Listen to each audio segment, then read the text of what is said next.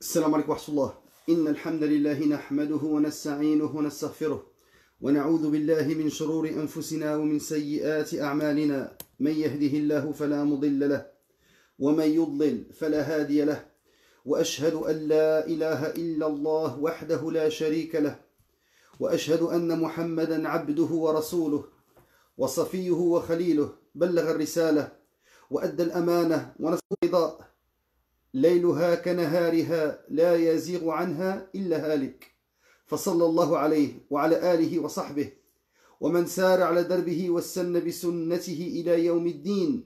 يا أيها الذين آمنوا اتقوا الله حق تقاته ولا تموتن إلا وأنتم مسلمون.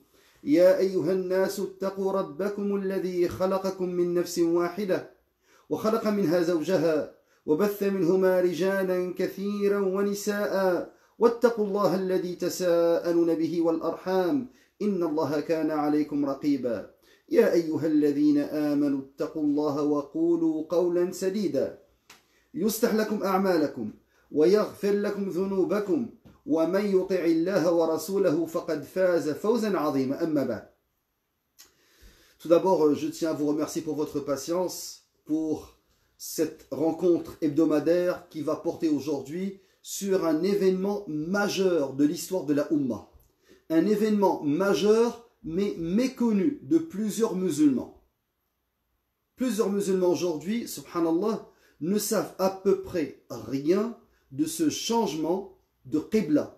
Comment les musulmans sont passés de la prière vers Bayt al-Maqdis, al-Masjid al-Aqsa qu'Allah Azza wa Jal le libère des juifs sionistes, vers la Mecque, Bayt Allah al-Haram, la mosquée sacrée. Donc, juste pour qu'on soit méthodique, nous allons parler aujourd'hui premièrement de quand et où cet événement a-t-il eu lieu. Deuxième point, on va parler du déroulement de cet événement dans le Coran et dans la sunna du prophète alayhi salatu wassalam. Troisièmement, on va tirer quelques leçons. Alors, on commence par la date de cet événement majeur. Quand on vérifie chez les historiens, par exemple dans le Bidaya ou le Nihaya, l'imam Ibn Kathir dit كان ذلك في رجب من سنة ثنتين. Donc, Ibn Kathir dans le Bidaya, le début et la fin, un livre d'histoire, il nous dit que cet événement a eu lieu dans la deuxième année de l'Hégire. Et ça a eu lieu dans la mi-Rajab, dans la moitié du mois de Rajab. Et il dit وَبِهِ قَالَ قَتَادَ وَزَيْدْ بْنُ أَسْلَمَ. Et ça a été rapporté par Qatada, Zayd ibn Aslam, وهو رواية عن محمد بن إسحاق, aussi Muhammad ibn Ishaq. Et il dit que l'imam Ahmed a rapporté un hadith de Abdullah ibn Abbas radiallahu anhuma qui confirme cela. Et il dit aussi وهو ظاهر حديث البراء بن عازب. Et on va expliquer ce hadith parce que ce hadith, hadith al-Bara ibn Azib dans Sahih al-Bukhari, est l'un des hadiths clés dans la détermination de la date. Alors, et ensuite, ce qu'on peut trouver, c'est qu'il dit, et il y a d'autres qui ont dit, l'imam Ibn Jarir al-Tabari, l'exégète connu, Cheikh al-Mufassirin, le cheikh des exégètes, il a dit que c'est dans la moitié de Sha'ban. Et Ibn Jarir al-Tabari a dit, وَبِهِ قَالَ الْجُمْهُورُ الْأَعْظَمِ. La majeure partie des gens ont dit que c'est la moitié de Sha'ban. Alors, d'où cette divergence. Aujourd'hui, on se rend compte, subhanallah, que la plupart des prédicateurs, des imams, optent pour la moitié de Sha'ban. Surtout que la moitié de Sha'ban, le 15 Sha'ban, est une journée particulière parce que dans cette nuit, Allah Azza wa Jal yattali' ila al-ibad. Allah Azza wa Jal va le pardonner à ses serviteurs, excepté un associateur, wa mushahin, et celui qui a une querelle avec son frère, qui a coupé les liens de fraternité avec son frère. Alors, certains innovateurs surtout ont sauté sur cette date importante pour la lier avec le 15 Sha'ban, pour commencer à innover des pratiques cultuelles que le prophète alayhi salam n'a jamais légiféré, qu'Allah azza wa jalla n'a jamais imposé et que les compagnons n'ont jamais célébré. Alors, mais pour vous dire qu'il y a la divergence, et l'imam At-Tabari en a parlé. Maintenant, dans Fath al-Bari, l'imam Ibn Hajar al-Asqalani, il nous dit وَكَانَ التَّحْوِيلُ فِي نِصْفِ شَهْرِ رَجَبْ مِنَ السَّنَةِ الثَّانِيَةِ عَلَى الصَّحِيحِ.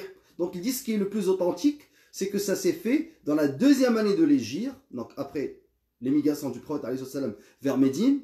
وَبِهِ جَزَمَ الْجُمْهُورِ. Donc, et le jumhur, la majorité, ont tranché que c'est la mi-Rajab, deuxième année. Ensuite, il va citer plusieurs versions, à peu près 9, et il va dire وَأَسَانِيدْ الْجَمِيعْ ضَعِيفَةٌ. Tout ce qui a été rapporté pour confirmer ou pour conforter l'idée que ce n'est pas le mois de Sha'ban, ce n'est pas le mois de Rajab, c'est Sha'ban, ce n'est pas authentique. Il a dit وَالْإِعْتِمَادْ عَلَى الْقَوْلِ الْأَوَّلِ. Et on doit plutôt privilégier la première option. Donc, on tranche cette question de la date, même si il y a divergence. Ibn Hajar al-Asqalani dans Fath al-Bari, l'imam Ibn Kathir dans le Bidaya al-Nihaya disent que c'est la moitié de Rajab et non pas la moitié de Sha'ban. Même si aujourd'hui, je dirais la tendance générale ici en Occident, au Canada, en France, en Égypte, dans plusieurs pays, c'est le 15 Sha'ban.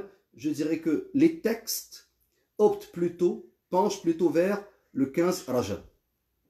Ça c'est pour la date. Alors pour le lieu, bien entendu, ça s'est passé à Médine, donc quand le prophète alayhi salatu wassalam a émigré. Maintenant, on va parler de ce hadith qui est un hadith clé. Mais avant d'aborder le hadith, pour les frères qui aiment en apprendre plus, et les sœurs aussi bien entendu, si vous voulez savoir où est-ce qu'Allah azza wa jalla a parlé de le changement de l'Qibla, c'est dans le verset 142 de la Génisse, Surat al-Baqarah, qui est la deuxième sourate du Coran après le Fatiha. Donc c'est à partir du verset 142. سيقول السفهاء من الناس ما ولاهم عن قبلتهم التي كانوا عليها. Les faibles d'esprit parmi les gens vont dire qui les a détournés de la direction Qibla vers laquelle ils s'orientaient auparavant. Dis, c'est à Allah qu'appartiennent le levant et le couchant. Il guide qui il veut vers un droit chemin. Ça c'est le verset 142. Et les versets continuent à aborder cette question de changement, cet événement majeur de l'histoire des musulmans, jusqu'au verset 150. Et là, Allah Azza wa Jal termine cet extrait, il dit « Et d'où que tu sors, tourne ton visage vers la mosquée sacrée. Et où que vous soyez, tournez-y vos visages, afin que les gens n'aient pas d'argument contre vous. Sauf ceux d'entre eux qui sont de vrais injustes. Ne les craignez donc pas. Mais craignez-moi, craignez Allah, mais craignez-moi pour que je parachève mon bienfait à votre égard et que vous soyez bien guidés. » Maintenant, le fameux hadith dans Sahih Bukhari qui va détailler comment s'est déroulé ce changement de Qibla. Hadith Al-Bara ibn Azib radiyallahu, non pas anhu, mais anhuma. C'est que Al-Bara, c'est un compagnon, min al-Ansar. Et son père, Azib, est aussi un autre compagnon. Donc c'est un compagnon, fils de compagnon. Alors, dans Sahih Bukhari, Al-Bara ibn Azib radiyallahu anhuma rapporta ce qui suit. Voici le texte du hadith. Il a dit, une fois que le prophète, sallallahu alayhi wa sallam, sallallahu alayhi, arriva à Médine, il se rendit chez ses grands-parents ou chez oncles maternels, parmi Al-Ansar. Alors pourquoi il dit chez ses grands-parents ou chez ses oncles maternels? C'est que, en fait, le prophète alayhi salatu wassalam avait de la paternité, avait de la parenté à Médine.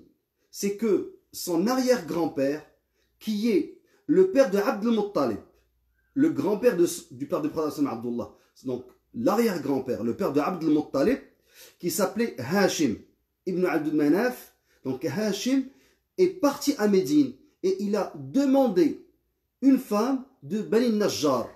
Et cette femme, qui s'appelait Selma, était connue pour refuser les prétendants. Donc plusieurs parmi les gens de Médine avaient demandé sa main. Mais subhanallah, elle les refusait. Mais lorsque Hashim, qui est l'arrière-grand-père du prophète alayhi salam, est venu de Quraysh, de la Mecque à Médine, et qu'il a demandé sa main, elle l'a accepté. Et de cette union, de l'union de Hashim ibn Abd Manaf et Salma min Bani Najjar, est né Abdul Muttalib, qui va être le grand-père du prophète alayhi salatu wassalam. Donc quand le prophète sallallahu alayhi wa sallam est parti à Médine, il est descendu comme hôte chez sa parenté, qui sont Bani Najjar. Alors c'est pour ça qu'il a dit chez ses grands-parents ou chez ses oncles maternels. Parce que Salma est du côté maternel, non pas paternel, de son grand-père. Parmi Al-Ansar, pendant 16 ou 17 mois, toujours je continue avec le hadith clé, il a dit pendant 16 ou 17 mois, il faisait la prière. Alors pourquoi il dit 16 ou 17 mois? Est-ce qu'on va compter le premier mois où il est arrivé ou pas? Alors si on le compte, ça fait 17. Si on dit que c'est à partir de ce mois-là, ça fait 16. En fait, il y a une version dans Sahih Muslim où le 16 mois est cité d'une manière claire et directe. Donc c'est plutôt 16 mois, même si ici il y a une divergence, il cite les deux, c'est selon comment on va compter. Alors, il dit, pendant 16 ou 17 mois, il faisait la prière en se tournant vers Bayt al-Maqdis. Bayt al-Maqdis, c'est Al-Masjid al-Haram, la mosquée sacrée. Al-Masjid al-Aqsa, c'est le Masjid al-Aqsa. Alors qu'après, le changement va être vers le Masjid al-Haram. Mais Bayt al-Maqdis, c'est al-Masjid al-Aqsa. Bien qu'il aima se tourner vers la mosquée sacrée. Bien qu'il aima se tourner vers la mosquée sacrée. Alors, le prophète alayhi salam avait une préférence. Il voulait se tourner vers al-Masjid al-Haram, qui est la Mecque. Mais là, quand il est parti à Médine, alors on explique ce bout-là. Le prophète alayhi salam à la Mecque, quand il priait, il se dirigeait vers Bayt al-Maqdis, Al-Quds, qu'Allah Azza wa Jalla la libère. Mais il mettait devant lui Mecca, Al-Kaaba. Donc il était lui à la Mecque, il mettait Al-Kaaba devant lui et se dirigeait vers Bayt al-Maqdis qui est à Al-Quds, à Jérusalem. Maintenant, quand il a émigré à Médine, il ne pouvait plus le faire parce que la Mecque était au sud et Bayt al-Maqdis était au nord. Alors, une fois qu'il va prier, il est obligé d'avoir la Mecque, Al-Kaaba, derrière son dos. Et il se dirigeait vers la prière, vers Bayt al-Maqdis, vers Jérusalem, Al-Quds. Alors, il a prié pendant 16, le hadith al-Bara ibn Azib, il dit 16 à 17 mois, dans la version de Muslim, c'est 16 mois. Pendant 16 mois, il a prié de cette manière. Alors, ensuite, je continue le hadith. La première prière qu'il accomplit, c'est-à-dire après, on comprend dans le contexte qu'il s'agit après le changement de la direction de la Qibla, fut celle de Al-Asr. Et un groupe a prié avec lui. En fait, ce qui s'est passé, c'est que pendant cette prière, le prophète alayhi salatu wassalam était dans la deuxième raka'a. Et pendant cette deuxième raka'a, subhanallah, il va y avoir la révélation. Et donc la deuxième raka'a, et il va se tourner en prière, le prophète alayhi salam, et les compagnons qui prient derrière lui vont tous se retourner. Où est-ce qu'il était? Il était dans une mosquée, il n'était pas dans sa mosquée à lui, Al-Masjid al-Nabawi, mais d'une mosquée qu'on va appeler Masjid al-Qiblatayn, la mosquée des deux Qibla. Et cette mosquée-là existe encore. Il était chez un clan qui s'appelait Banu Salim. Alors, le prophète alayhi salatu wassalam va se retourner et il va continuer sa prière. Et il n'y a pas eu un seul parmi les compagnons qui prient derrière lui qui a continué la prière vers Bayt al-Maqdis. Tout le monde s'est retourné, subhanallah, sans qu'il y ait le moindre questionnement pendant la prière. Alors, la première prière qu'il accomplit fut celle de l'Asr, et un groupe a prié avec lui. L'un de ceux qui eurent accompli la prière derrière le prophète, sallallahu alayhi wa sallam, passa près d'une mosquée, où un groupe était en inclinaison, c'est-à-dire wahum raki'un dans la version arabe. Alors, il dit, cet homme-là qui les a vus, j'atteste par Allah, exalté soit-il, que je viens de faire la prière derrière le prophète sallallahu alayhi wa sallam en direction de la Mecque. Alors ils se tournèrent en conservant la même posture de l'inclinaison. Subhanallah. vers la mosquée sacrée. Quelle était cette mosquée? Ça, c'était la mosquée de Quba. Et c'était le lendemain à Salat al-Fajr. Donc cet homme-là, quand il est arrivé à la mosquée de Quba et qu'il les a trouvés en ruku', en inclinaison, il va leur dire que j'ai prié avec le prophète sallallahu alayhi wa sallam et on a prié vers la Mecque. Alors ils ont changé et il n'y a pas eu un seul qui a, subhanallah, qui s'est opposé ou qui a refusé ou qui a questionné. قالوا سمعنا وأطعنا. Subhanallah. Alors, je continue le hadith Bara ibn Azib. Et les juifs, sans chanter, sans chanter de l'orientation du prophète sallallahu alayhi wa sallam vers Bayt al-Maqdis. Donc, ça leur faisait plaisir que le prophète sallallahu alayhi wa sallam prie vers Bayt al-Maqdis, parce qu'ils le considéraient comme étant sacré. En faisant la prière, et les gens du livre, Al-Kitab, dans le hadith. Mais lorsqu'ils s'orientent vers la demeure, c'est-à-dire al-Bayt al-Haram, qui est le Kaaba, ils réprouvèrent ce changement. Fin du hadith de Sahih al-Bukhari. Donc là, on comprend que le prophète alayhi salam à la Mecque priait vers Bayt al-Maqdis, qui se trouve à Jérusalem al-Quds, et il mettait devant lui al-Kaaba. Une fois qu'il est rendu à Médine, il ne pouvait plus le faire. Alors, il priait, mais Allah Azza wa Jal nous dit dans le Coran, subhanallah, certes, nous te voyons tourner le visage, verset 144, Surat al-Baqarah. Certes, nous te voyons tourner le visage en tous sens dans le ciel. Nous te faisons donc orienter vers une direction qui te plaît. Tourne donc ton visage vers la mosquée sacrée. Où que vous soyez, tournez-y vos visages. Certes, ceux à qui le livre a été donné savent bien que c'est la vérité venue de leur Seigneur. Et Allah n'est pas inattentif à ce qu'ils font. Donc là, le Coran nous dit que le prophète alayhi salam aimait ce changement.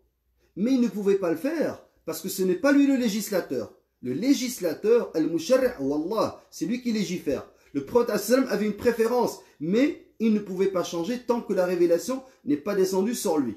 16 mois après, la révélation a eu lieu. Maintenant, ce que j'aimerais faire, on va tirer quelques leçons. Et la chose importante que j'aimerais souligner, et ça a été dit dans Al-Muwafaqat et l'imam Shatibi.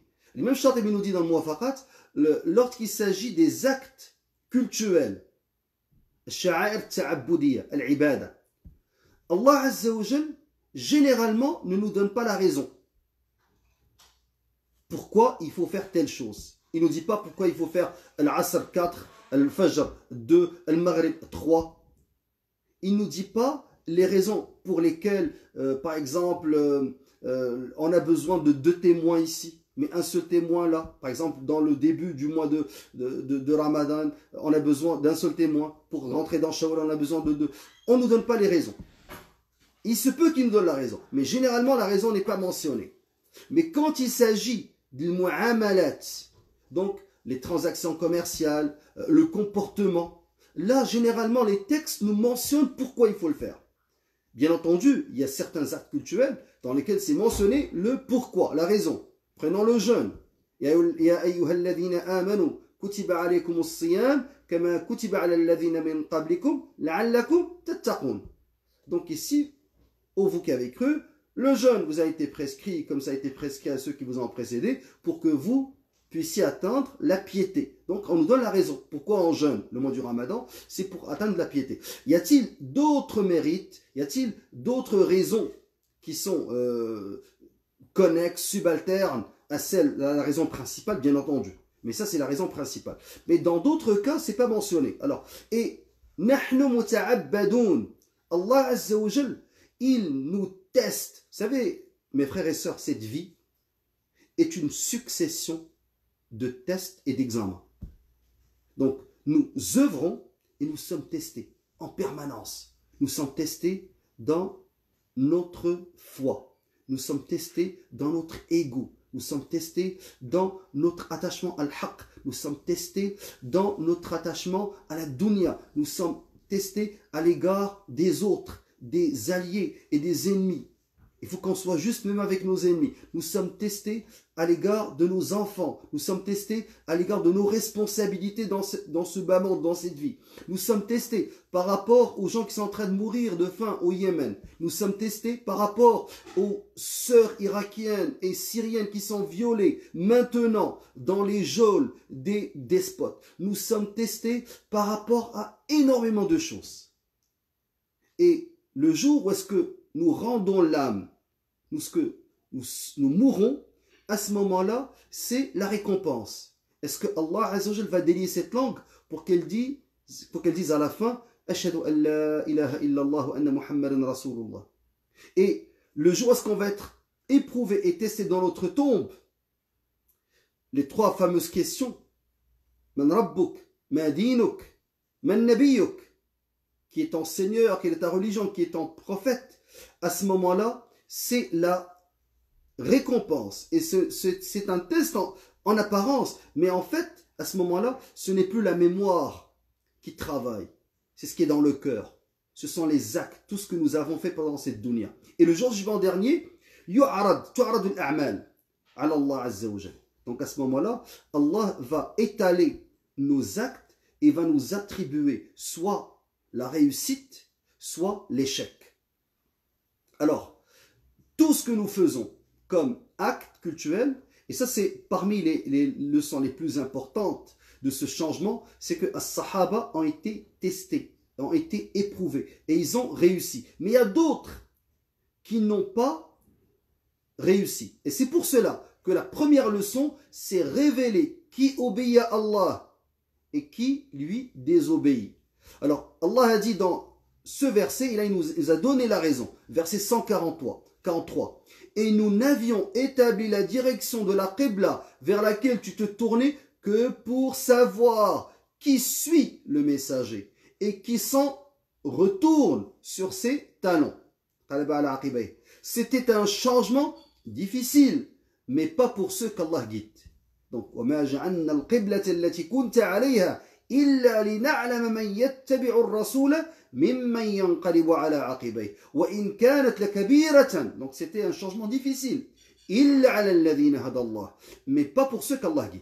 Alors, là, les croyants qui étaient derrière le prophète alayhi salam, dans la mosquée d'Ul Qiblatayn, la mosquée des deux Qibla, ont tous se sont retournés. Les croyants qui étaient à la mosquée de Quba vont tous se retourner. Les croyants qui vont prier dorénavant dans le Masjid al-Nabawi et partout vont tous se retourner vers la direction de la Mecque. Il n'y a pas eu de discussion.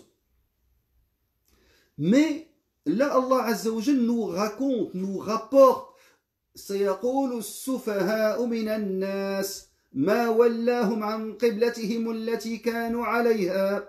Les faibles d'esprit parmi les gens, qui sont ces faibles d'esprit, vont dire qui les a détournés de la direction, la qibla vers laquelle ils s'orientaient auparavant. L'imam Ibn Kathir, il a cité 4 réponses pour as-sufaha, les faibles d'esprit, les sots. Alors, la première, il a dit, ce sont les juifs. Parce que les juifs, ils savaient. Was-safah huwa al-jahl. Donc, il y a l'ignorance, mais c'est une ignorance qui est, ils font preuve d'ignorance. Donc, ils ne sont pas ignorants. Les juifs savent, on va le voir. Ils savaient que le prophète allait changer le qibla, allait retourner vers la première qibla, celle de Ibrahim alayhi salam. Et eux, ils considéraient Abraham comme un patriarche, comme un prophète et un messager à suivre. Et ils étaient au courant. Alors, ils ont fait preuve d'ignorance. Alors, les faibles d'esprit, ce sont ceux dont la raison est futile. Et ceux qui la rendent de plus en plus légère par imitation, par négligence de la réflexion, par manque de méditation, d'observation. Donc, faible d'esprit en général, c'est aussi synonyme d'imposteur, de menteur. Donc, celui qui fait volontairement l'opposé de ce qu'il sait.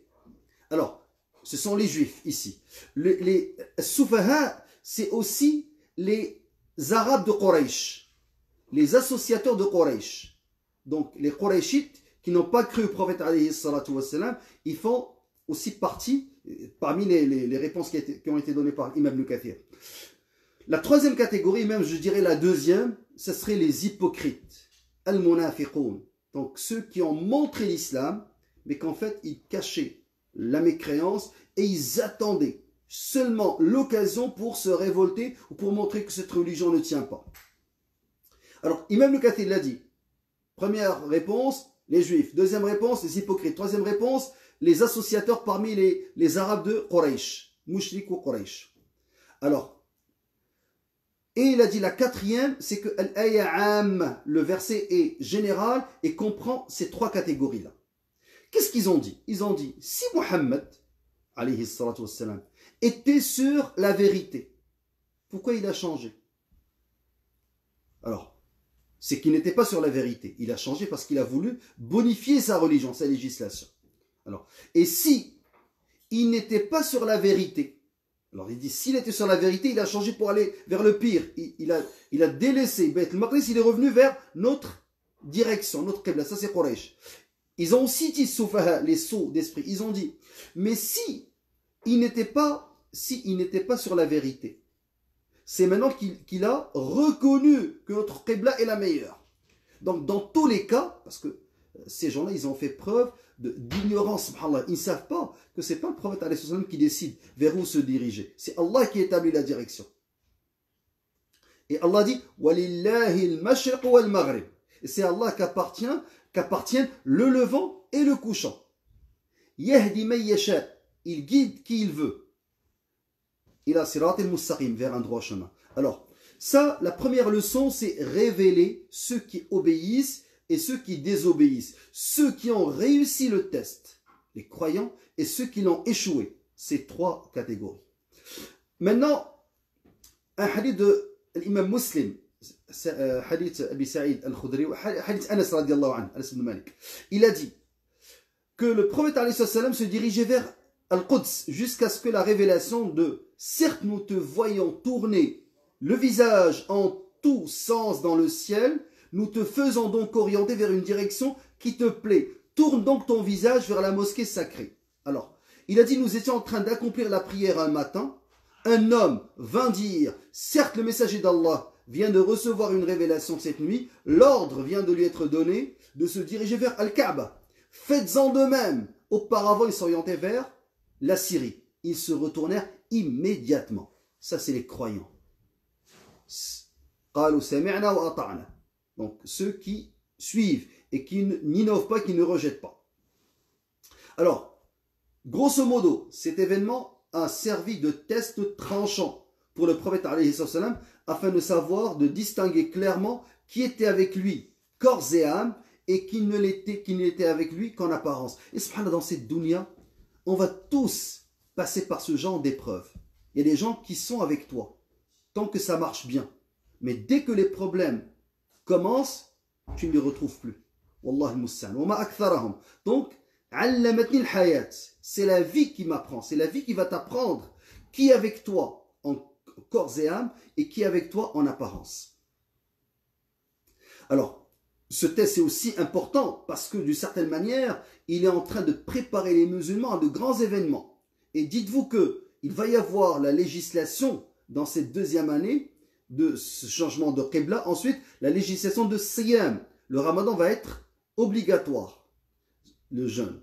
Et pendant ce ramadan, il va y avoir, ce premier ramadan, il va y avoir la législation de al-jihad qui l'a précédé, mais il va y avoir l'une des plus grandes épopées, l'une des plus grandes razouat, l'une des plus grandes batailles. Yawm al-Furqan, Yawm al-Taqa al-Jam'an. Donc, razouat Badr al-Kubra. Donc, c'est une préparation de cette élite. Et c'est pour ça que le prophète alayhi salam n'a pas déclenché l'alerte générale. Il n'a pas dit hayya ala al-jihad, tout le monde va aller combattre à Badr. Il va retenir avec lui seulement ceux qui étaient présents, l'élite. 314, 319 selon les versions 311. Donc, c'est 300 et quelques qui étaient l'élite. Ce sont ceux-là qui vont sortir avec lui et il ne va pas demander à tout le monde d'aller combattre avec lui. Donc, c'est une préparation, un changement de qibla pour savoir qui a cru en Allah, qui est avec le messager, qui va suivre le messager. Ensuite, le jeûne.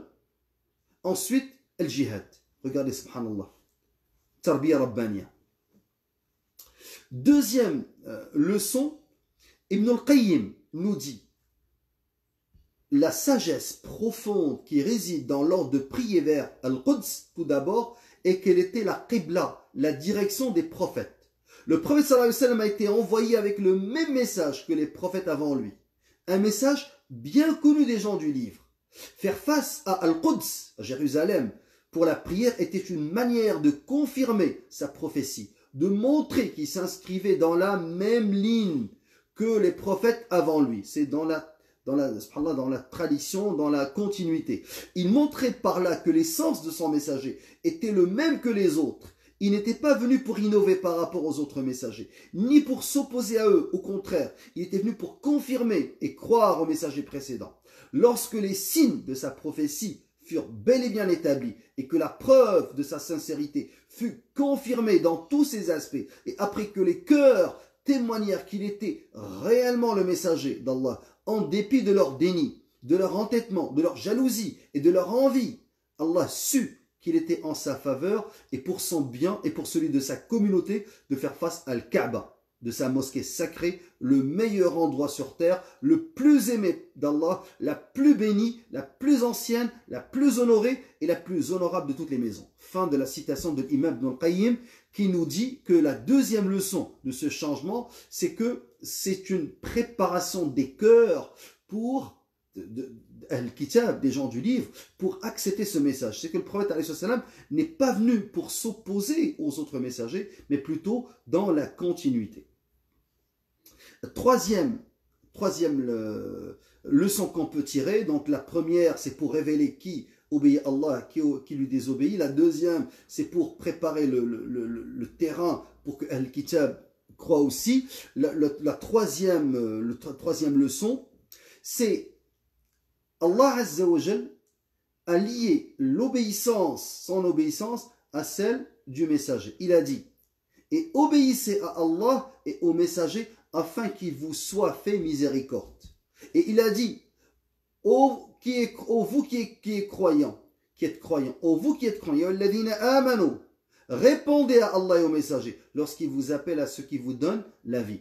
Ça c'est dans Surat Al-Anfal. Ya ayyuhalladhina amanu istajibu lillahi wa lirrasuli idha da'akum lima yuhyikum wa'lamu anna Allah yahulu bayna al-mar'i wa qalbihi. Allah s'interpose entre l'individu et son cœur. Donc soit tu suis tes passions, soit tu suis le messager. Et le messager te guide vers le paradis. Et tes passions te ramènent vers la terre, vers le matériel. Et c'est ça l'échec, Allah al-Musta'an. Allah aussi dit qu'il considère l'obéissance au messager comme une obéissance à lui. Alors il a dit, quiconque obéit au messager, obéit certainement à Allah. Et il a dit, dans un autre verset, et si vous aimez Allah, suivez-moi. Allah vous aimera alors et vous pardonnera vos péchés. Alors, ce qu'on peut en déduire, c'est que Allah Azza wa Jal nous demande d'obéir à son messager. Maintenant, le messager est mort. Sallallahu alayhi wa sallam. Comment peut-on lui obéir? Allah a fait en sorte que sa sunna a été conservée. Alors, et c'est la sunna, vous avez vu que c'est avec la sunna qu'on a pu déterminer les circonstances du changement de la Qibla. Les versets du Coran sont d'une manière générale, nous parlent de ce changement d'une manière générale, mais ne donnent pas les détails. Donc, l'obéissance au messager aujourd'hui, c'est de suivre ses paroles, ses actes, ses approbations et ce qu'il a délaissé, ses délaissements. Alors, et tout cela est conservé dans les recueils de la sunna prophétique. Donc, troisième leçon, c'est l'obéissance du messager. Quatrième leçon. Alors, la quatrième leçon, subhanallah, elle est importante.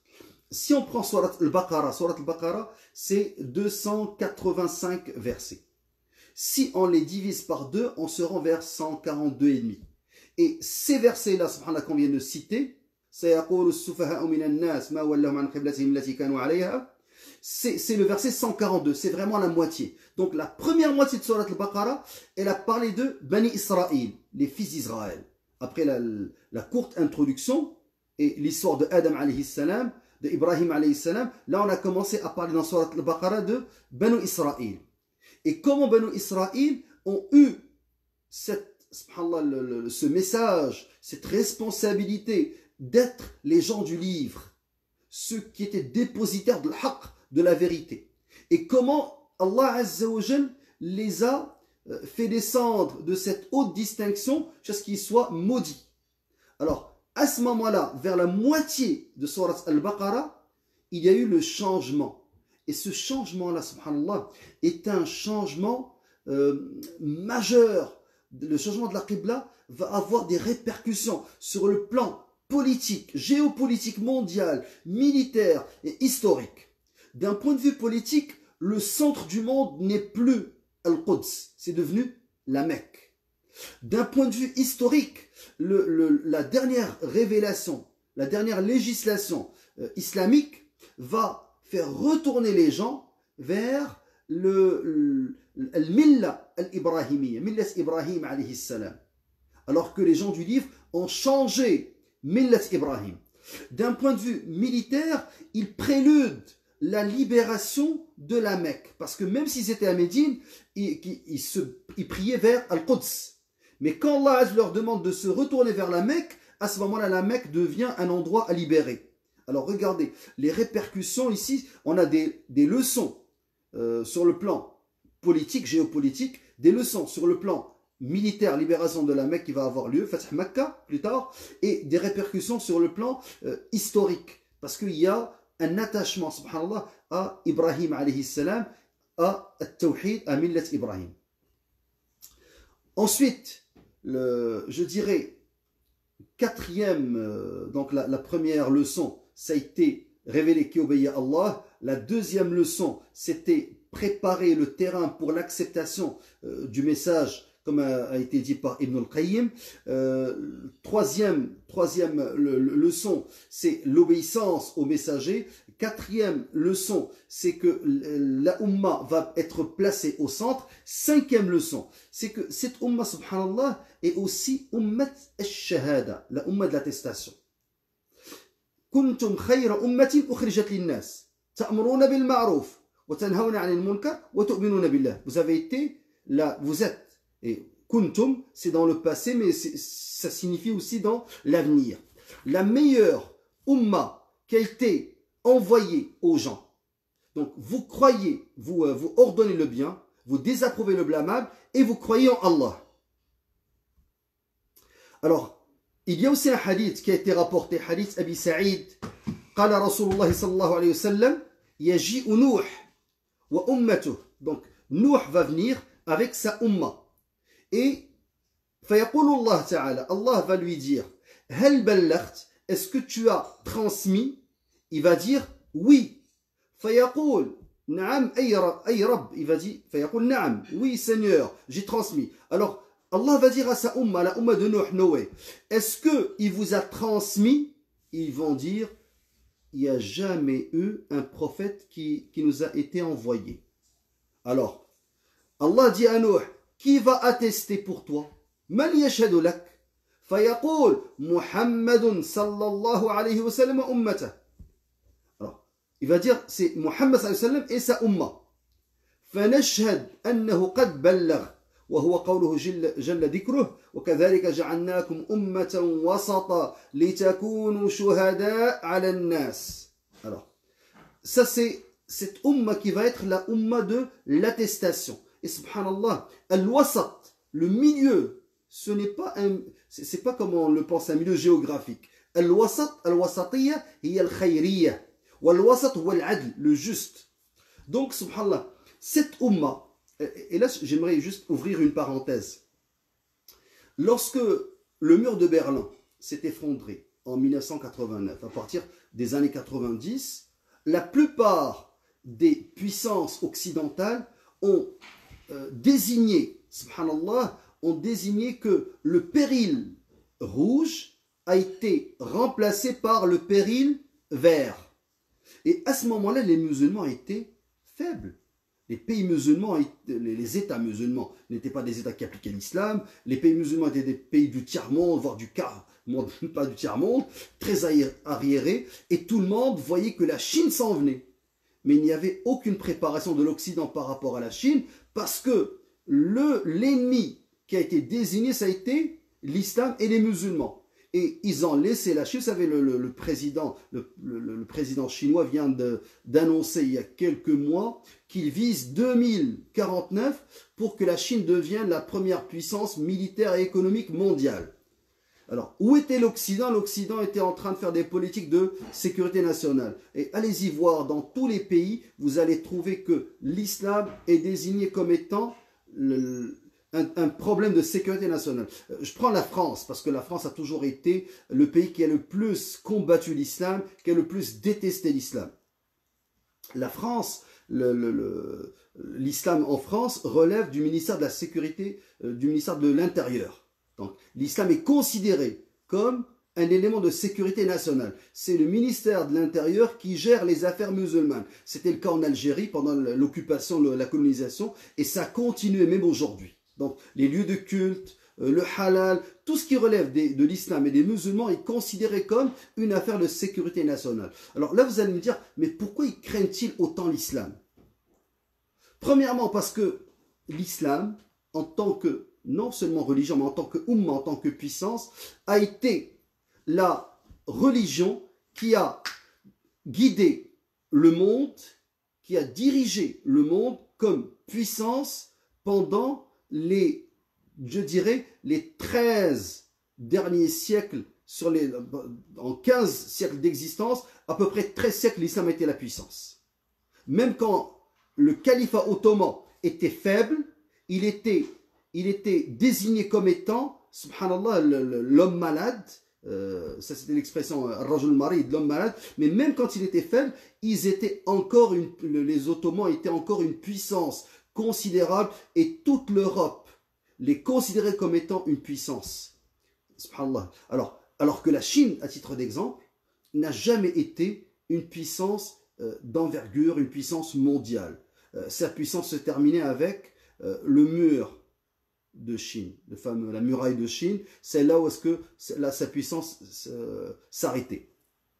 Alors, cette umma, avec ce changement de la qibla, elle est devenue le centre du monde. Elle est devenue la umma de l'attestation. Peut-être ajouter une autre et dernière leçon, Inch'Allah, avant de terminer ce live. C'est la dernière leçon, c'est que les musulmans doivent se distinguer des idolâtres et des juifs. Et Allah, quand il a ordonné aux musulmans de se tourner vers Al-Quds pour prier, alors qu'ils étaient à la Mecque, ils se distinguaient des idolâtres. Et lorsqu'ils sont partis à Médine, et que, je dirais, l'opposition, c'était les 3 tribus juives, à ce moment-là, Allah leur a donné de se retourner vers Al-Kaaba. Alors, ils se sont distingués des juifs. Donc, l'islam, les musulmans doivent se distinguer des autres. Certains vont me dire, mais c'est seulement en matière de religion. Pas vraiment. Lorsque le prophète, alayhi salam, il a dit, vous allez suivre ceux qui vous ont précédé empan par empan. Shibran bi shibr. Alors, ils ont dit, Ya Rasulallah, Manil Qawm, qui sont le peuple, ces gens-là? Il a dit, dans une version, Al-Yahoud wa Nasara, les juifs et les chrétiens. Et dans une autre, il va dire, les Perses et les Romains, c'est-à-dire les Byzantins. C'est pour vous dire, c'est que cette distinction, elle n'est pas seulement religieuse, c'est une distinction par rapport aux puissances, parce que les gens imitent les puissants. Aujourd'hui, les gens veulent s'habiller américain. Ils ne veulent pas s'habiller chinois.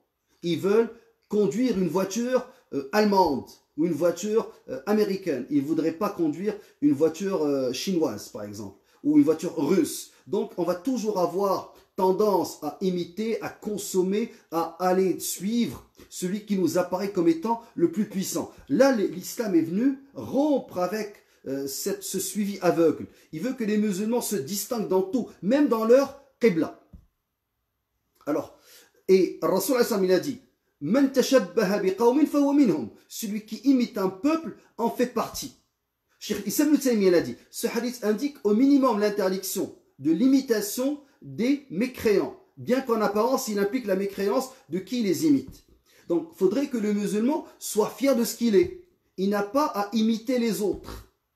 Il doit faire preuve de fierté au niveau de sa religion, au niveau de ses valeurs islamiques. Il ne doit pas y avoir. Et quand je dis valeurs islamiques, ce sont les valeurs universelles qu'Allah Azza wa Jal a ancrées dans toute l'humanité. Donc, qui sont la justice, vouloir le bien. Donc, ces valeurs-là, le musulman doit en être fier. Il ne doit pas les cacher et ne doit pas faire preuve de suivi aveugle. Donc, parmi les leçons importantes de ce changement de la Qibla, c'est, subhanallah, éviter le suivi aveugle et l'imitation aveugle des autres. Donc, c'est ce que je voulais dire à propos des leçons du changement de la Qibla. J'espère que le cours a été enrichissant pour vous. Si vous avez des questions, n'hésitez pas, Inch'Allah. Et rendez-vous pour les francophones ce lundi avec le 5e cours sur les 200 questions-réponses au niveau de la doctrine islamique. Hayakumullah. Ne nous oubliez pas de vos doigts et on reste, Inch'Allah, en contact. Partagez la vidéo, que ce soit sur Facebook ou sur YouTube, pour que le bien puisse se propager parmi les francophones et la Ummah. Wa hayakumullah.